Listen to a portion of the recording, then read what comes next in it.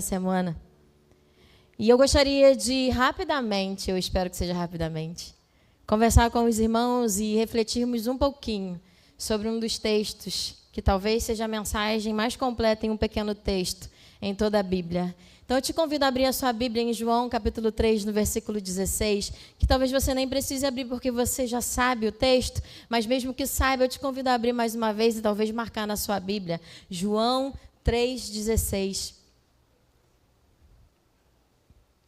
Quando nessa canção o autor diz: Tu és soberano sobre a terra, sobre os céus, Tu és Senhor absoluto. Tudo que existe, tudo que acontece, só o Senhor sabe muito bem, e o Senhor é tremendo por causa disso.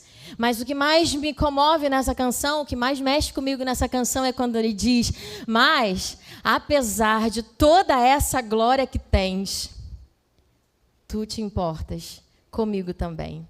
E aí, se eu penso no meu tamanho diante do Deus que eu sirvo, em quão pequeno eu devo ser, ele olhando lá de cima, com bilhões de pessoas, mas ele olha lá de cima e ele se importa comigo também. Ele se importa com quem eu sou e ele sabe o meu nome. E a Bíblia diz que ele conhece cada fio de cabelo que tem na minha cabeça. Então, eu entender a importância que eu tenho para um Deus tão grande é algo que mexe com o meu coração. Então, todas as vezes que eu paro para pensar na grandeza de Deus, na unicidade dele, o quanto ele é tremendo e grande, eu me lembro que ele se lembra de mim, e aí eu me sinto também grande e importante, porque se eu sou alguém para o maior de tudo e de todos, então eu sou alguém muito especial. E isso faz eu me sentir muito bem. Em João 3,16, diz: porque Deus amou o mundo de tal maneira que deu o seu Filho unigênito, para que todo aquele que nele crê não pereça, mas tenha a vida eterna. Você pode repetir esse texto comigo? Vamos juntos? Porque Deus amou o mundo de tal maneira que deu o seu Filho unigênito, para que todo aquele que nele crê não pereça, mas tenha a vida. Amém? Conversaremos rapidamente sobre as singularidades em João 13,16. Vamos falar sobre o que é singular, o que é único. O tema da noite de hoje é único. E durante todas as canções, elas foram tratando sobre essa unicidade de Deus. Que Ele é casa, que Ele nos ama, que esse amor é tão visceral, e elas foram em cada dança, mostrando o quanto esse Deus é único. E hoje nós vamos falar rapidamente sobre isso, as singularidades que João 3,16 traz. O que são singularidades? Se você pegar o dicionário e lá no Google colocar assim, singularidade, significado, vai dizer assim, é qualidade de singular, único, distinto dos demais, sem correspondência com o outro, a singularidade do indivíduo, qualidade de distinção, peculiar, particular, peculiaridade, modo arcaico de se comportar ou de falar, excentricidade, característica do que é incomum, surpreendente, atributo do que não é comum, vulgar, usual, originalidade. Deus concentra tudo isso apenas nele. Deus é único, é original. Não há comparação. Ele mesmo, durante toda a Bíblia, registra isso. Quando lá em Isaías ele diz: porque eu sou o Senhor e fora de mim não há outro. Eu sou o único Deus e não existe outro além de mim. Ele repete isso durante toda a palavra. Se você pegar a Bíblia, do início ao fim, ele vai dizer isso. Ele é o Senhor. Mas se eu pegar, então, o texto de João 3,16, eu começo em: porque Deus amou o mundo de tal maneira. E se eu pegar, então, a primeira palavra, Deus, eu vejo esse Deus sempre escrito com letra maiúscula. Você já viu em algum lugar da Bíblia o nome de Deus escrito com letra minúscula? Não? Então, a professora vai ensinar para vocês que o nome próprio tem letra maiúscula no início, correto? Por quê? Porque ele é próprio, ele é singular. Cada um tem o seu nome. Mesmo que às vezes tenhamos nomes iguais e parecidos, nós somos singulares tendo aquele mesmo nome. Deus é único. E dos outros deuses é o único, que o nome é escrito com letra maiúscula. Então, ele é único porque ele é o Senhor do universo. Ele é único porque ele é criador dos céus e da terra. Ele é único porque ele não existe. Ele é, porque tudo que existe foi criado e Deus não foi criado. Ele é. Ele diz, eu sou o eu sou. Quando ele diz a Moisés assim, Moisés fala, Senhor, mas eu estou com medo. Ele não tem problema não. Quando você chegar lá, você diz assim, o eu sou me enviou. Ele não existe, ele é. É, o eu sou me enviou. Deus é. Ele é único em sua essência. Ele é único em tudo que ele faz. Ele é perfeito naquilo que ele faz. E não existe outro que seja como ele. Se você pegar a história de todas as religiões, em todas elas haverá uma figura de Deus presente. Mesmo que eles tenham Maomé, mesmo que eles tenham Buda, todos eles acabam adorando ao universo. E você já reparou que quando alguém diz que acredita no universo, ele coloca esse universo com letra maiúscula também? Deus é único. E nessa unicidade dele, tudo que ele faz e toca a mão passa a ser único. Você já reparou nas flores criadas por Deus? Você já reparou em cada mato criado por Deus? Para e pega um pouquinho, você vai ver que cada um tem um formato diferente. Você pensa num Deus tão perfeito e tão único que consegue fazer as coisas com detalhes diferentes para mostrar que cada um de nós é único e especial. Mesmo os gêmeos que nascem, talvez, de uma mesma barriga, numa mesma hora, com segundos de diferença, eles vão ter traços diferentes. Que sejam mínimos, que sejam de personalidade, podem ser idênticos na aparência, mas que seja a personalidade, algo fará com que sejam únicos. Porque Deus é assim. Ele é um Deus de singularidade. Tudo que ele faz único, ele faz perfeito, ele faz de uma vez só, por todas.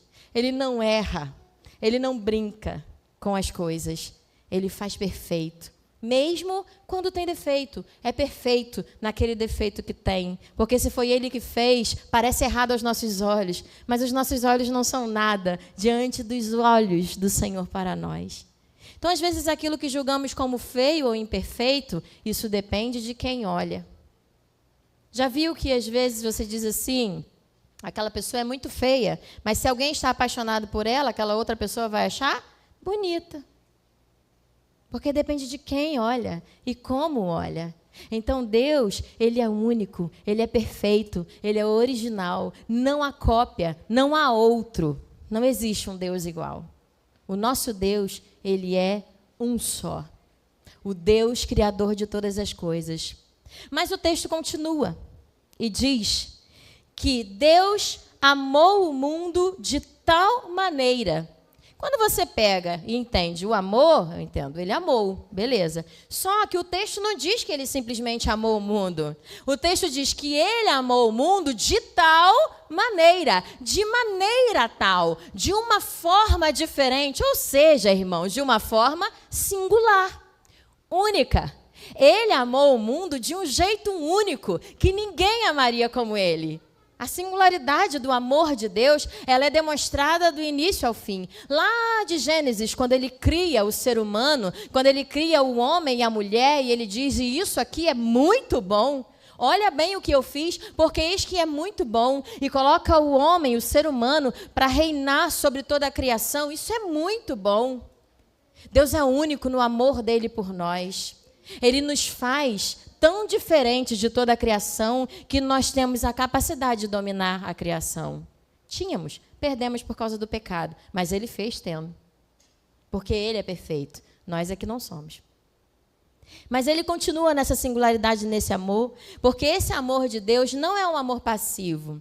Como às vezes a gente vê hoje, né? O que são os relacionamentos e o amor da humanidade? É um amor muito passivo. Eu amo você e fico esperando você fazer algo para mim, para que eu continue te amando. Porque o amor é uma troca. O amor humano, irmãos, é uma troca. O amor de um casal é uma troca, não é?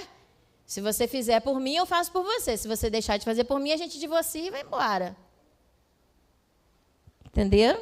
É assim que funciona hoje no amor humano. É aquela troca de convivência que você vai convivendo, mas você sempre espera algo do outro. Qual é a singularidade do amor de Deus? Que é um amor ativo.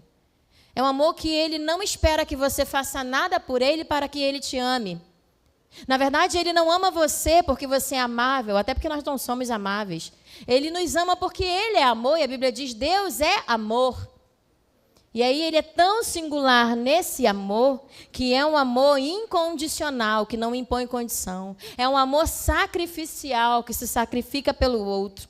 Este termo é bem significativo, pois contrasta com outros tipos de amor, como fíleo, que denota afeto e amizade. O uso agapó sublinha a qualidade e a profundidade do amor de Deus. Um amor que não depende do mérito dos amados, mas emerge da própria natureza de Deus como amoroso e gracioso.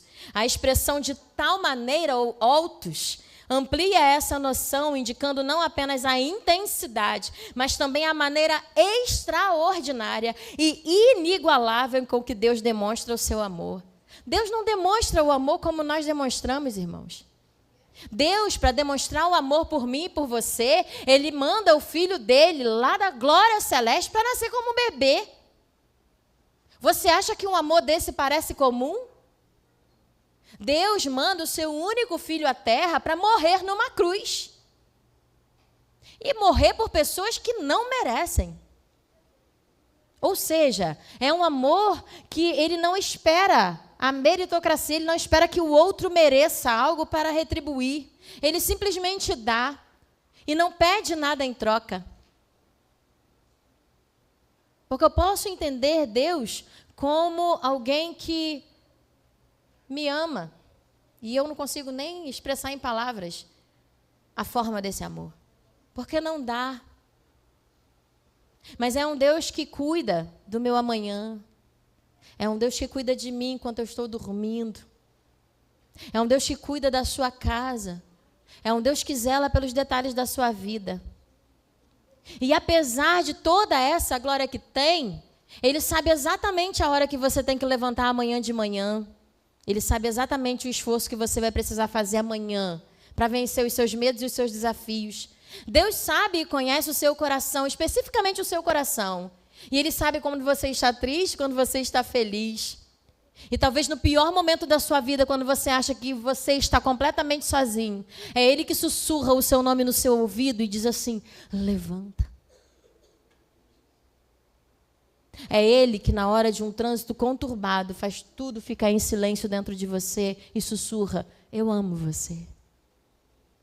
É Ele que quando a sua casa está em desordem, está todo mundo brigando, Ele enche o seu coração com uma paz inigualável e você começa a acalmar aquele ambiente. O amor de Deus, Ele penetra na nossa alma e nos torna pessoas diferentes. O amor de Deus, Ele nos faz quem somos. E esse amor foi aquele que entregou também uma singularidade para o mundo. Porque é um amor tão singular, que entrega aquilo que é singular para Ele. Porque o texto continua dizendo: porque Deus, que é único e singular, amou de tal maneira, ou seja, de uma forma única e singular, que entregou o seu único Filho, único, singular. Mas eu sou filha de Deus, adotada. O único filho de Deus que compartilha da mesma essência de Deus se chama Jesus Cristo. E Ele foi entregue numa cruz por mim e por você. E aí eu penso, que amor é esse? Capaz de entregar o único que tem a sua mesma essência por amor a mim? Por amor a você? Você já parou para pensar se você merece? Se você é digno de receber esse amor? Todas as vezes que eu paro para pensar, eu entendo que eu não sou. No entanto, eu entendo que esse termo, deu o seu Filho unigênito, em João 13,16, usa a palavra grega monogenes, que significa único, único gerado ou único de seu tipo. Essa escolha lexical destaca a singularidade de Jesus, enfatizando o profundo sacrifício que o envio de tal Filho implica. No contexto do Novo Testamento, a utilização de monogênesis revela a exclusividade da relação entre Deus e Jesus, bem como o valor inestimável do sacrifício de Cristo, visto que Ele é o único que possui uma natureza divina completa junto à humana. A entrega de Jesus evidencia a gravidade do pecado e a extensão do amor de Deus, um amor que busca salvar e jamais condenar. Irmãos, quando eu penso que Deus cria o homem à sua imagem e semelhança lá no Éden, cria perfeito, cria lindo, para um lugar lindo, e ali o homem faz uma escolha cruel e escolhe pecar. É uma decisão única também que ele faz, que atinge todos os que vêm depois, mas a escolha pelo pecado. Quando o homem faz essa escolha, o único sacrifício capaz de anular essa escolha é o sacrifício de um igual. É por isso que durante séculos e séculos no Antigo Testamento eram feitos sacrifícios de animais para perdoar o pecado do povo. Lá quando Moisés sai do Egito com o povo de Israel e eles passam 40 anos naquele deserto, o Senhor Deus estipula para eles vários tipos de cultos, de sacrifícios que devem ser feitos anualmente. Para quê? Para que o pecado do povo fosse expurgado. E todo ano esse sacrifício tinha que ser feito novamente. E mais uma vez, e mais uma vez, e mais uma vez. E isso, irmãos, por séculos e séculos e séculos, confiados numa promessa de que um dia segundo Adão, viria para finalmente redimir o homem daquele pecado cometido pelo primeiro Adão no Éden.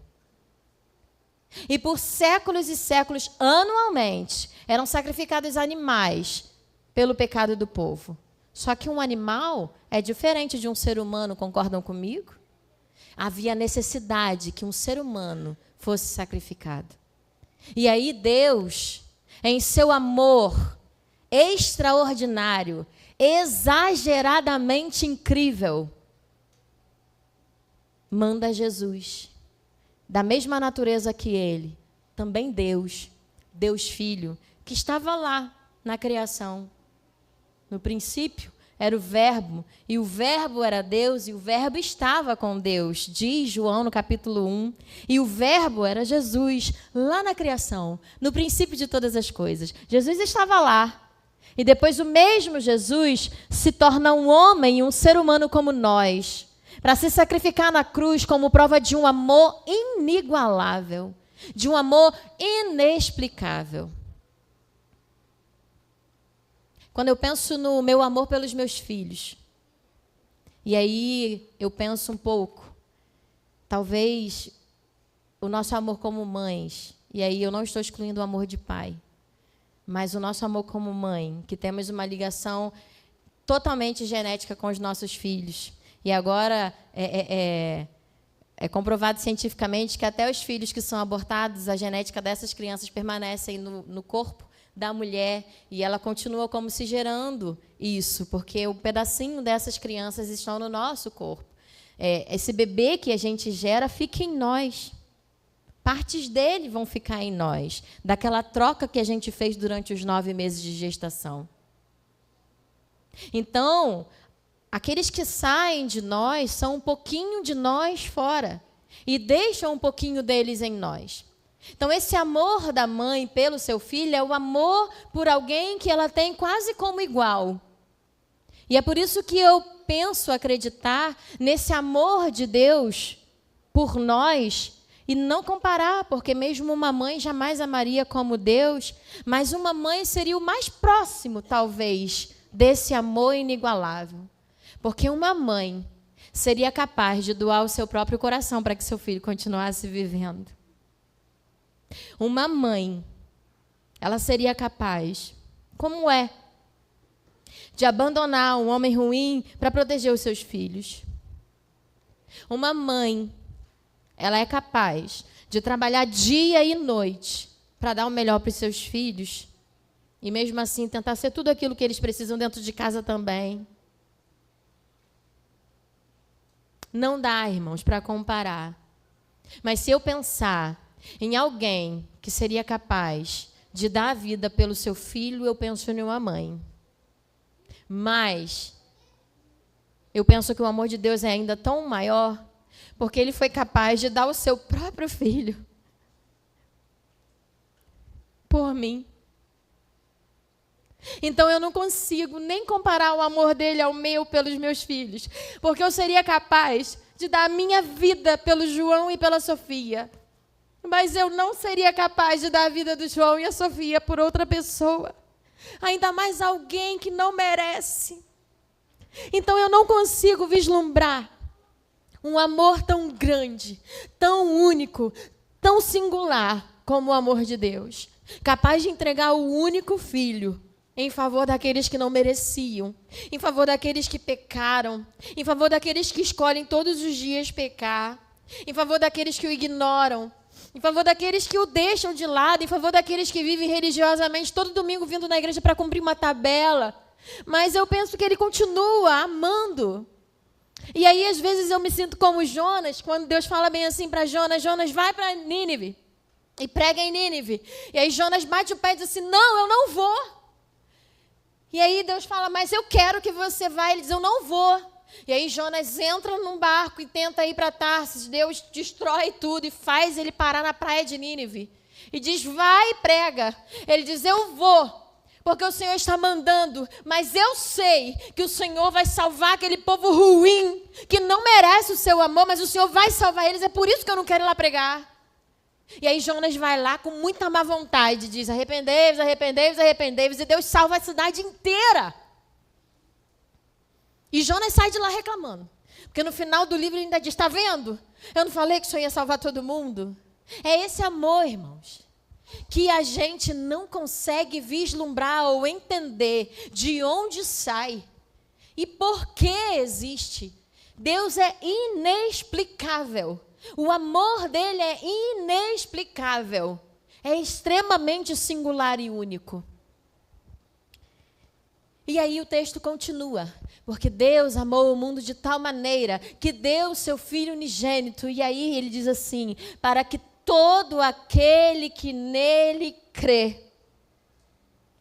Se você entender a frase, ela parece que diz que para que todos, né? Porque usa a palavra todo. Mas ela torna esse todo único. Porque ela dá uma condição para que todo seja de Deus. Ela diz que todo não são todas as pessoas. Esse todo se refere a um grupo único, separado, singular, exclusivo. É todo aquele que nele crê. Então há uma condição para fazer parte do todo. O amor de Deus é para todas as pessoas. Deus cria o mundo para todas as pessoas. A bondade de Deus alcança todas as pessoas. Amém? O sol nasce só para os crentes? Não. A chuva cai na terra para dar alimento só para os crentes? Não, de forma alguma. Isso vem para todos. O amor e a bondade de Deus cai sobre justos e injustos. A Bíblia diz isso. E Davi ficava enfurecido, diz assim: mas Senhor, como eu posso ver o injusto prosperar? Mas existe algo que é para um povo exclusivo, singular, que está em João 3,16. É para todo aquele que nele crê, não pereça, mas tenha a vida eterna. Então, a salvação, irmãos, não é para todos. A salvação é para todo aquele que nele crê. É um grupo único, singular, diferenciado. A Bíblia diz separado. Nação exclusiva, povo adquirido. A Bíblia nos chama assim. Somos singulares. Já a frase todo aquele que nele crê não pereça, em João 3,16, que emprega o termo grego pisteuo, significa crer, confiar ou ter fé. Este verbo não apenas sugere uma crença intelectual, mas implica uma confiança e um comprometimento pessoal com Jesus. O uso deste verbo é crucial para entender o convite à salvação como uma ação ativa e contínua, e não apenas um consentimento momentâneo. Então, eu crer, quando diz para todo aquele que nele crê, não é uma ação de eu te perguntar agora: alguém nessa noite gostaria de aceitar a Jesus como seu único e suficiente Salvador? Ah, eu quero. E aí você vem aqui na frente, eu oro por você e você vai embora. E acabou, e está tudo bem, ó, já aceitei Jesus, sou crente. Hoje em dia é bem assim, né? Muitas vezes. Não. Todo aquele que nele crê, e aí às vezes a palavra crê no português fica tão vazia, porque crer, eu posso crer em um montão de coisa, mas quando eu pego essa palavra no grego e eu transfiguro ela para a palavra raiz, que é pisteuo, que significa uma crença que gera um comprometimento, que é uma fé que gera uma ação, que é uma fé que me faz sair do lugar e movimentar para uma mudança e algo diferente. Não é uma fé de eu simplesmente dizer eu creio em Deus. É uma fé de a minha vida mostra que eu creio em Deus. Que a minha vida muda quando eu creio em Deus. A minha vida muda quando eu creio nesse Filho único, desse Deus único, que me ama de uma forma única e me faz alguém único e singular. São tempos diferentes. Então, o importante quando eu leio a palavra de Deus é eu compreender a profundidade dela e saber que esse todo aquele que nele crê se refere a mim enquanto alguém que crê em Deus de uma forma ativa, que crê em Jesus como meu único e suficiente Salvador da minha vida. E eu compreendo que por causa da minha crença nesse Deus, que não me faz alguém passivo diante desse amor, mas me faz alguém que movimenta por esse amor, eu sei que por causa disso eu não vou perecer, mas eu encontrarei a vida eterna. E aí eu entendo a vida eterna com um artigo definido antes dela, então não é qualquer vida eterna, é a vida eterna. Eu estou falando de uma vida específica e singular também. Porque se fosse uma vida eterna, poderiam ser várias. Mas a Bíblia diz que aquele que crê dessa maneira, nesse Filho único do Deus único, que é alguém único também porque foi escolhido para isso, ele vai ter uma vida eterna singular. A vida eterna, que é a vida que Ele preparou para mim antes da fundação do mundo. É a vida que Ele deseja para você.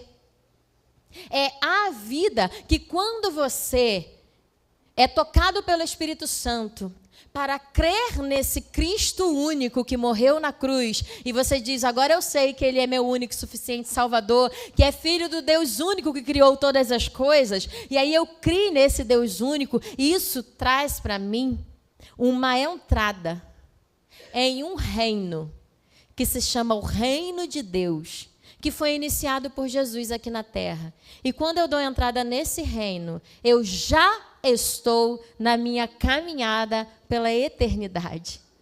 Então eu já vivo a eternidade em Cristo Jesus. Uma hora, irmãos, a nossa carne, ela vai se corromper. Pode ser hoje, amanhã, depois, eu não sei a hora que eu vou morrer. Como diz o pastor Billy, eu não sei a minha senha. Ninguém sabe a senha. Eu só sei que isso vai acontecer. É uma certeza que todos nós temos, que nós vamos morrer. Mas eu sei que quando eu morrer, é isso aqui que vai. Porque a minha alma, ela tem um lugar seguro em Cristo Jesus. Porque eu criei nele como meu único e suficiente Salvador. Então, eu já estou caminhando na eternidade, irmãos. Passando por uma jornada e uma fase dela aqui na terra. Mas logo, logo eu não estarei aqui. E nem você. Mas nós continuaremos, nós seguiremos eternamente com Cristo e em Cristo, face a face com Ele. Mas essa certeza só é para quem nele crê. É uma certeza, queridos, singular, única e exclusiva daqueles que são tocados pelo Espírito Santo de Deus para crer. E eu te convido nessa noite a abrir o seu coração e ouvir a voz do Espírito Santo falando com você. Ademais, o termo vida eterna em João 3,16 é traduzido pelo grego zoe ainios. Zoe refere-se não apenas à vida biológica, mas a uma forma de existência plena e verdadeira, enquanto ainios implica duração indefinida, o que podemos traduzir diretamente como eterno. Este conceito vai além do mero prolongamento temporal, visto que trata-se de uma qualidade de vida caracterizada pela comunhão com Deus, que começa no momento da crença em Jesus e transcende a existência terrena. Naturalmente, a oferta da vida eterna desafia a nossa concepção humana de tempo e existência, sugerindo uma reorientação da vida em direção ao divino e ao eterno, em vez do temporal e do material. Deus, irmãos, é um Deus de singularidade e, por isso, Ele consegue amar alguém tão singular como você. Então, se você se olhar no espelho, em algum momento dessa semana, olhe bem para você e diga para você o que você vê. Depois que você disser para você o que você vê, pensa no infinito amor de Deus por você. Olhe novamente para você e comece a dizer para você tudo de bom que Deus pode enxergar em você. Porque talvez você olhe e veja alguém triste, cabisbaixo, solitário, mas Deus está ali no seu ouvido dizendo: mas você é lindo, é feliz, é cheio de novidades de vida. Olha que eu te dei tanta saúde. Quantas pessoas estão adoecidas e sofrendo e eu te dei saúde. E às vezes, irmãos, nós nos pegamos a tantas coisas pequenas e ruins do nosso dia a dia que esquecemos de olhar no espelho e ver o quanto Deus tem sido bom, zeloso, amoroso conosco. Não permita que as atribulações do dia te impeçam de enxergar a grandiosidade do amor de Deus e da bondade de Deus para você. Porque aquele Deus que criou milhões e milhões de estrelas, milhões de galáxias, que criou todo o universo, o Deus que governa toda a existência na Terra, o Deus que conhece cada ser humano desse planeta, o Deus que governa cada animal deste planeta, o Deus que conhece cada folha de árvore, de cada árvore do planeta. Esse Deus, Ele olha para você, Ele vê você, Ele cuida de você. Então, se toda a natureza canta e louva ao Senhor, faça isso você também. Se toda a natureza se rende aos pés do Senhor, faça isso você também. Nessa noite, se renda aos pés do Senhor. Entregue a sua vida ao amor. Deixe que o amor ame você. Deixe que o amor cuide de você. Deus é a melhor pessoa que você pode ter em você. Então não saia daqui nessa noite sem entregar o seu coração e a sua vida ao único Deus, Pai do único Filho, que fez um único sacrifício para alguém tão único como você. Faça isso nessa